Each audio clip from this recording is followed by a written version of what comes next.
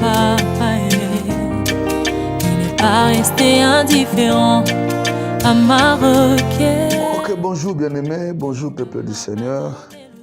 Après un long moment de pause, nous revenons encore auprès de vous pour nos séries d'enseignements de 5 minutes avec Héritage Gaieté, que nous saluons et nous disons encore merci à Héritage et particulièrement à M. Guélor et à toute son équipe qui nous reçoit encore sur le plateau tous ces moments. Mais avant cela, j'aimerais bénir encore le Seigneur pour ce temps que nous allons passer avec vous. Nous allons passer des moments où nous demandons au peuple de Dieu de nous suivre et d'inviter leurs membres de famille. Permettez-moi de prier pour ouvrir ce temps.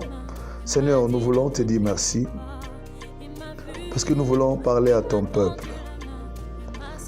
Digne de nous conduire par ton esprit et bénis une vie de tout celui ou toute celle qui va nous suivre. Dans le nom puissant de Jésus-Christ, nous allons prier et nous disons Amen. Nous voulons parler avec vous pendant ces 5 séries ou même ces 10 séries qui vont suivre sur un thème très important. On en a partagé avec l'Église et je vais faire de petits résumés pour nous bénir tous. Comment sortir de la malédiction? Et comme je l'ai dit, je pouvais encore le nommer autrement. Comment entrer dans la bénédiction? Mais je préférais l'appeler comment sortir de la malédiction. Ouvrons la parole du Seigneur dans Deutéronome chapitre 28, le verset 15, tout simplement. Et nous lirons encore Romains chapitre 3, le verset 23. Romains 28, le verset 15. Mais si tu n'oublies point la voie de l'Éternel ton Dieu, si tu n'observes pas et ne mets pas en pratique tous ces commandements, toutes ces lois que je t'ai prescrites aujourd'hui, voici toutes les malédictions qui viendront sur toi et qui seront ton partage. Romains chapitre 3, le verset 23. La Bible nous dit ceci. Ça, c'est Paul qui parle aux Romains.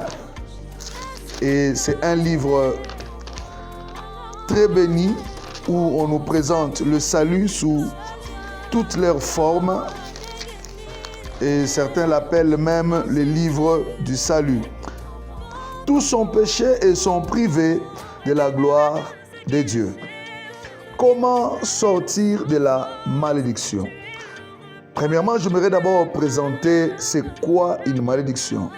C'est quoi une personne qui est sous une malédiction.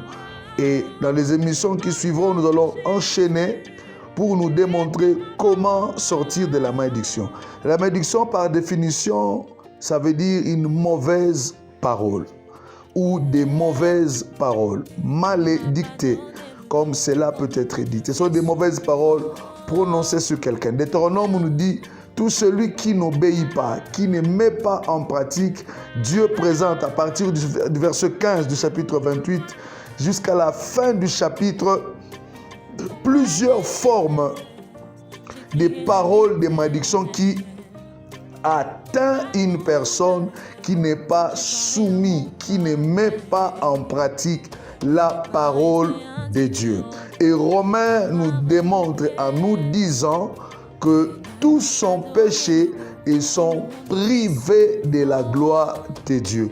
La première des choses que j'aimerais dire à quelqu'un, ce n'est pas d'avoir de beaux vestes, ce n'est pas de manquer des habits qui déterminent, mais ce qui détermine une personne qui est sous une malédiction, c'est son manque d'adhésion à la famille des enfants de Dieu. Si tu n'es pas né de nouveau, si tu n'es pas enfant de Dieu, tu es déjà soumis à la loi de la malédiction. Ça, c'est de 1. Et de 2, si tu n'apprends pas à mettre en pratique le loi et la parole de Dieu, tu es soumis à une malédiction. Jusque-là, je pense que nous nous faisons comprendre. Peuple de Dieu, suivez-moi très bien. Et la Bible le présente ainsi. La malédiction, c'est cet ensemble de lois négatives qui dominent sur la vie de quelqu'un. Et si je dois répondre à la question pour une première fois, c'est que pour que quelqu'un sorte de la malédiction, la première des choses qu'il doit faire, c'est de donner sa vie à Jésus. La deuxième des choses qu'il doit faire, c'est de mettre sa vie en marge avec le loi de Dieu. C'est là où j'aimerais t'inviter, peuple de Dieu. C'est là où j'aimerais t'inviter, mon frère et ma soeur, toi qui me suis. Ce n'est pas changer d'église qui te fera changer des situations spirituelles, mais c'est au contraire changer de vie en donnant ta vie à Jésus. Je t'invite et je t'invite en ces instants de donner ta vie au Seigneur et que le Seigneur vous... Jésus,